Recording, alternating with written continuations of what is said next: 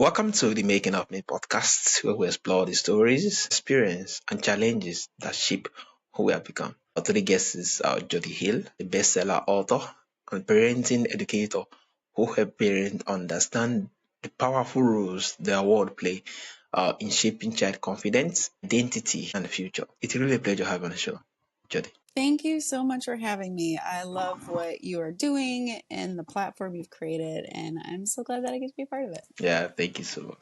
So, Jody, what was some about the experience or challenges that shaped you into who you are today? Yeah, man, where to start? But I would say the biggest thing that really impacted me in my life today is when me and my children, I have four, I'm a mama to Ooh, four, and I know, and when me and their dad got divorced. And I would say that was a really pivotal time in my life. And for a lot of different reasons and in a lot of different areas. But one of the reasons that that season really impacted me is because there was a lot of fear. You'll hear divorce statistics of children. And what I mean by that, they say children who come from divorced yeah. families, like their anxiety is higher, all of this, like all of these like bad things that can impact the kids. And I get it, like their family is no longer what they've grown up to be, right? So I totally understand that. And yet I was also like, okay, like I don't want to just accept this over my children.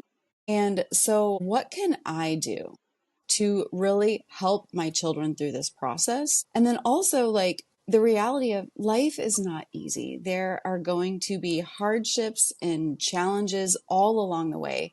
And so, how can I raise kids who can grow up knowing who they Yeah. are, knowing their identity, and being able to thrive and navigate the challenges that come at them through life? And so, that was really pivotal for me because that started my journey of what I do today, which is I help parents realize the power of their words, because the power of their words have the ability to shape their children and who they become today. And so, one, not only by changing your words and being intentional with them, can you raise confident, capable kids who can navigate through life? But your voice as a parent can also remain the strongest, most positive, Mm. loudest voice in their life, regardless of what peers are saying, regardless of what social media is saying. And so that is my goal, to equip parents to do what I have been doing for my kids for years. And so that was really pivotal in shaping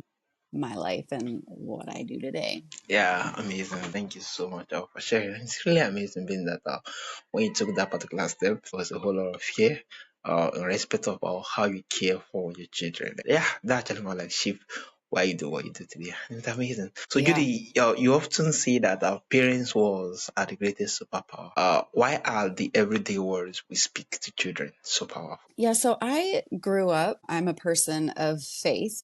So my parents would always quote Bible verses, right? Yeah, Or I would have to write Bible verses if my words weren't super kind, right? And the Bible says there's power in the tongue. There's life and death yeah, in the tongue. And happy is a man's heart when the words are good. And I always thought those were just things that my parents said, or I believed, because the Bible's like, hey, just be nice with your words. But what I realized as I was doing research, like into our words, is I realized that there's actual like power in our words, scientifically backed. mm, So if you're up for it, I'd love to share like this cool science experiment that I came across. Is that okay? yeah, Okay.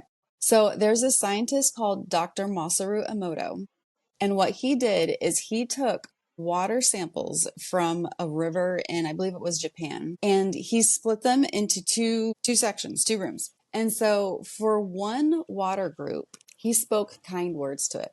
Like, you are loved, you're precious, you're beautiful. He played nice music. He put good intentions, good thoughts, all the things towards that water. And then in the other sample group, he put bad words and bad intentions and just not great things, right? Okay. So then he freezes the water samples and looks at them under the microscope.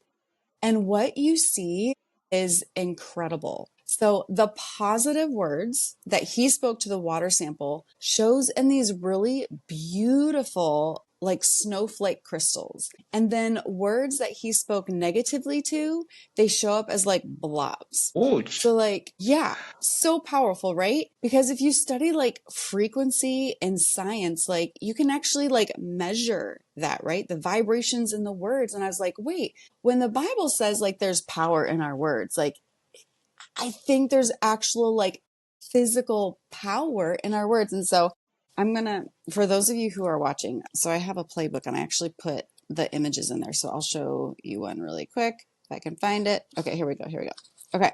So look at this right here. Mm, Look at this pretty snowflake, right? yeah. This is the word peace, right?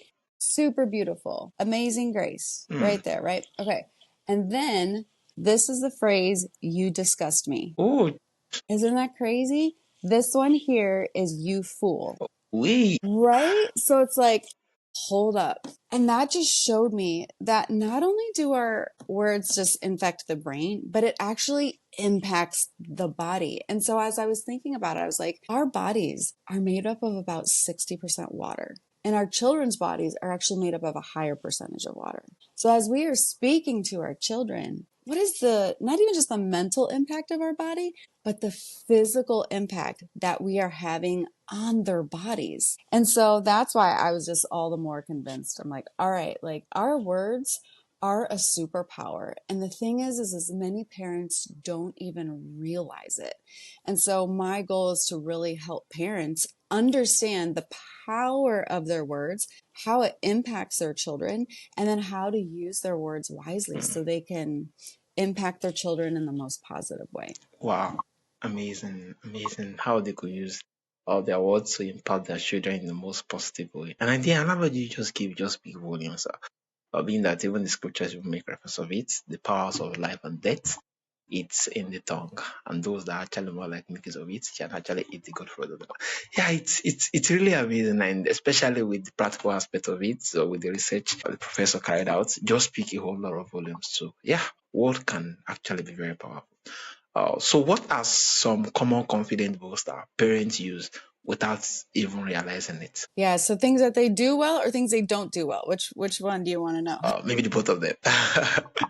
Okay. So I think a positive one really okay. So I break my book down in just 7 simple Yeah. strategies, and I'll go ahead and I'll share a couple of those. So because I want this to be simple, right? And it is simple. We have what we already need as our words. We just need to know how. So Yeah. a big thing that I see in parents that actually hinders their children's confidence is when it's my first superpower strategy that I talk about, where they just come and rescue their children. So a child is struggling through something. For example, my daughter, when she was younger, was trying to learn how to tie her shoe, and she was so frustrated.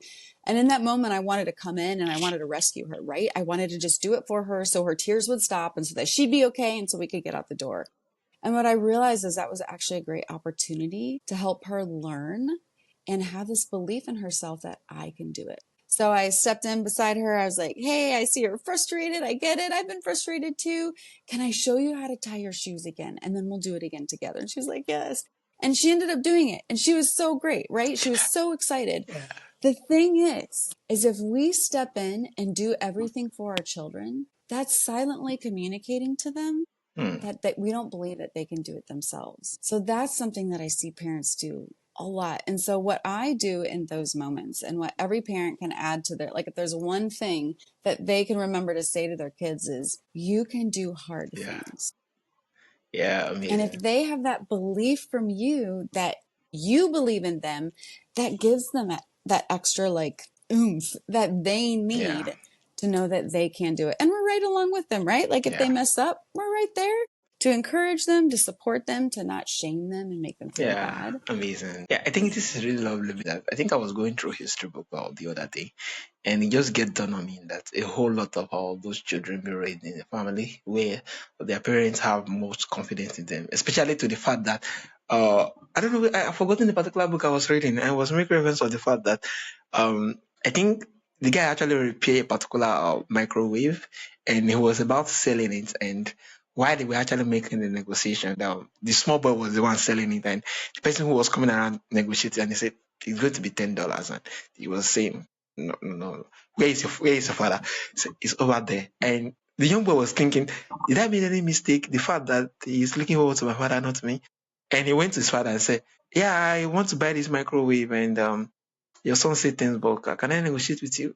And the father said, he's the one that repaired it. Discuss with him. So when he went back there, I was like, how much is it? The boy said, yeah, it's $10. And he got to pay $10. And when he left, guy was telling us the story that the confidence he feel, especially when his father said it back, he was like, what? I did it right.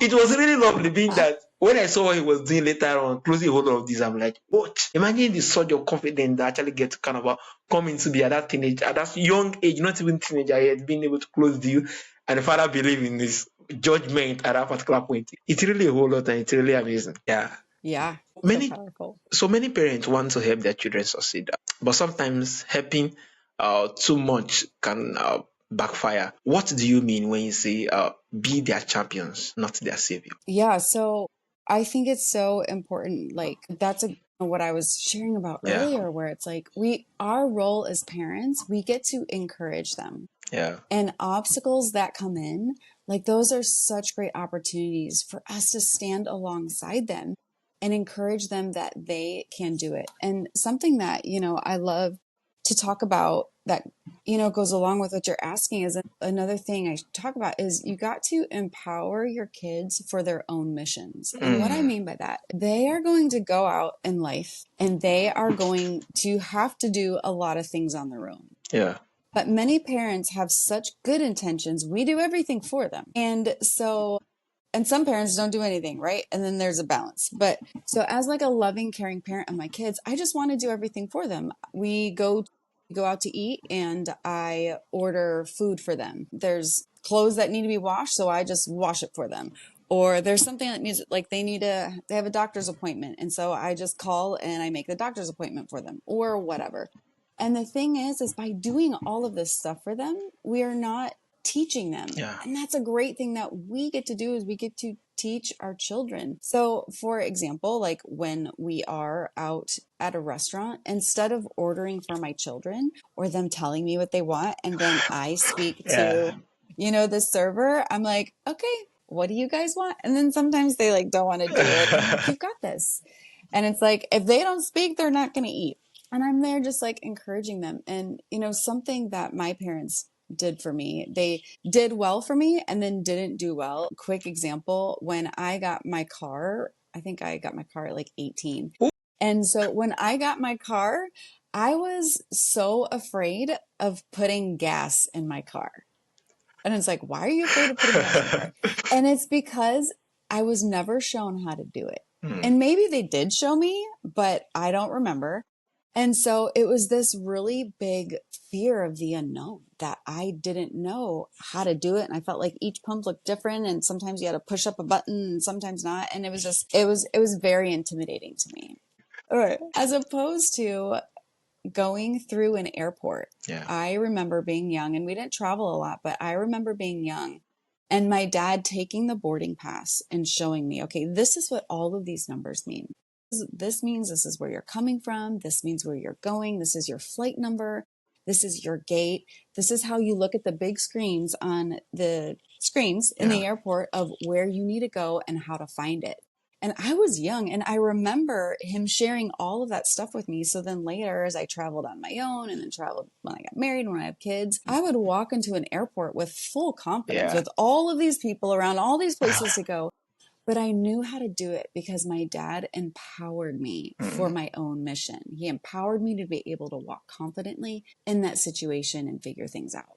And yeah. that's what I want to do for my children in all areas. Yeah, amazing, amazing. Yeah, it's really lovely being that you still remember a whole lot of stuff. And I think that is more like the differentiations between most times kids that actually do a whole lot outside their home compared to those who didn't do much, especially from what you said earlier on. Yeah, you get to empower your children for the missions and the vision they actually more like gets to pursue rather than the fact that they are not even equipped with any tools. They have to kind of keep learning other things. So yeah, Yeah. it's amazing. It's amazing, and thank you for sharing. So today, children are growing up in a world influenced heavily by peers, screen, and social media. How can parents remain the strongest voice in their children's life? Yeah, I think as humans, we naturally go towards places where we feel loved, where we feel accepted, and where we feel we belong, and where we feel that it's safe to mess up and make mistakes. Yeah. And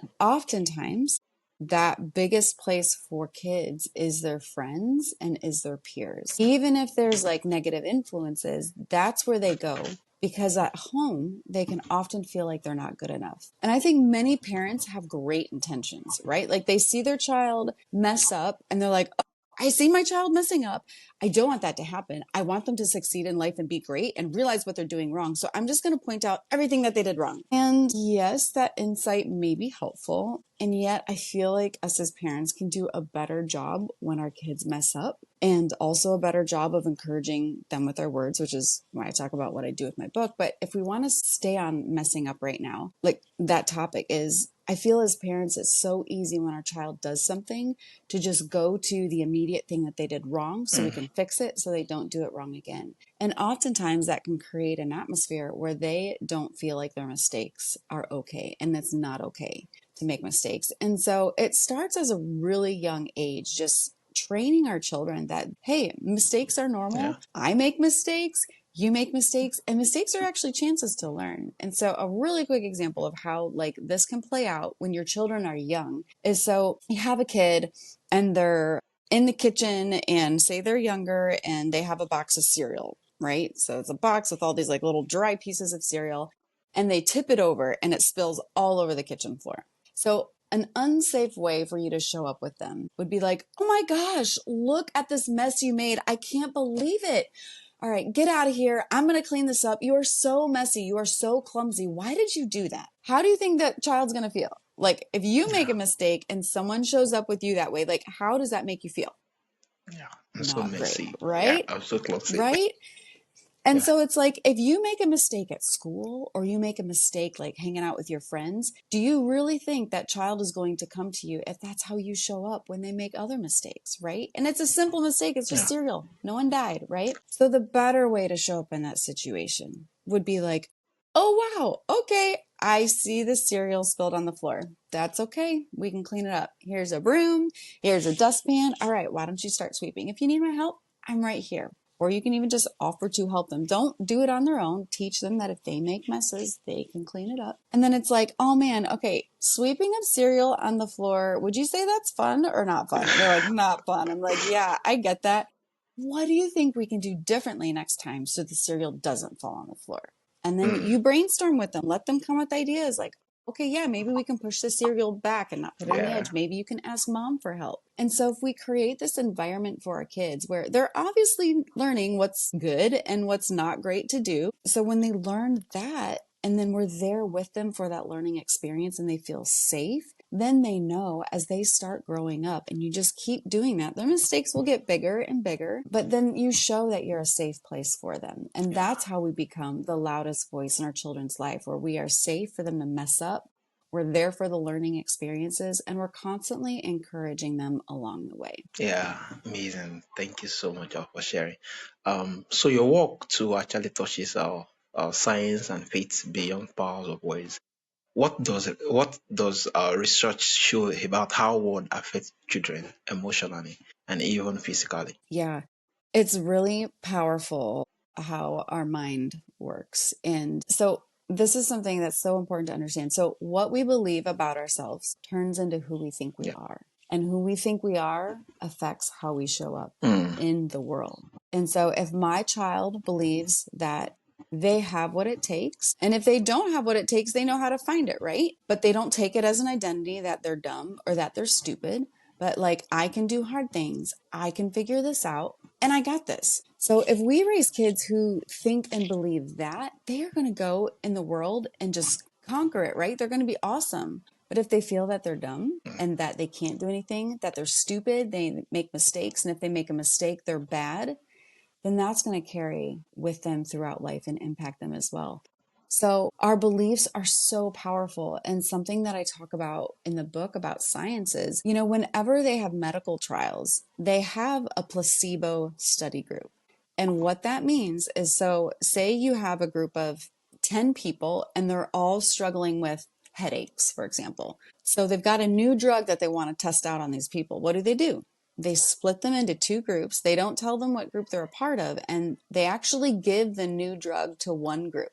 And then they give just a sugar pill to another group. It's not the drug at all. It's completely nothing. And so they tell the group, okay, they tell everybody, all right, you're taking this new drug. Let us know how your headaches go. And what happens? The people in the group who didn't even have the drug, they will report that their headaches got better. Why? They weren't even given the drug. It's because they believed that they were taking something that actually made them better. And just that belief alone impacted their body. So powerful, right? Yeah, amazing. Thank you so much for sharing. So lastly, if parent is listening today could remind that just what could be just one principle when it comes to raising confident children, what will it be? I think one principle that I would say that parents can take with them is just your words impact your kids for life. Mm. So what Ooh, you speak is who your children will become. So speak wisely. your word. With great power comes great responsibility, right? Yeah, your word impart your children for yeah, that is really fearful and very heavy. And I'm like, ouch, am I sure I'm ready for parenting yet? I mean that it's really a whole lot. Yeah, thank you so much. So tell us about your book and what my audience are going to talk about. They are going to be their main points, that the key point they're going to take out of the book when they buy it. Yeah. It's called The Parent Secret Superpower. And this is it Good, right here. very secret superpower. Yeah. And it's included is 7 simple strategies to raise confident and capable kids. Parenting doesn't have to be complicated. And a lot of parents don't have time, right? So it's like, oh my gosh, our lives are so busy. So I didn't want to write this huge, thick book that took forever to get through to start like learning these strategies. So I made it super readable, easy to get through, and it's 7 simple strategies. Like anyone can do this. And I also, for your listeners, I also created a free download for them. So it comes in PDF and also audio format. Good. So if they want, fancy. So if they want the first secret superpower strategy, I would love to give it to them for free. And also a download that includes the top 10 confidence boosters and busters. So top 10 things that parents can say to encourage their children. And then top 10 things that you may unintentionally be saying that are actually impacting your child's confidence. So if they go to podcast.itsjodyhill.com, then that will give them those freebies from me to them and get them started on their journey today on how they can really begin to shift how they show up for the kids. Yeah, thank you so much, Judy. You just remind us that that shaping the next generation does not always require grand gesture. Sometimes it simply begins with the word we choose every day. Yes. It's really amazing having you on the show. And for my audience who would love to connect with Judy, yeah, check the show notes. You're going to see the link to his website and also one of the social media so you could actually connect with her. Yeah, it has really been amazing having you on the show. You're welcome. Thank you for having me.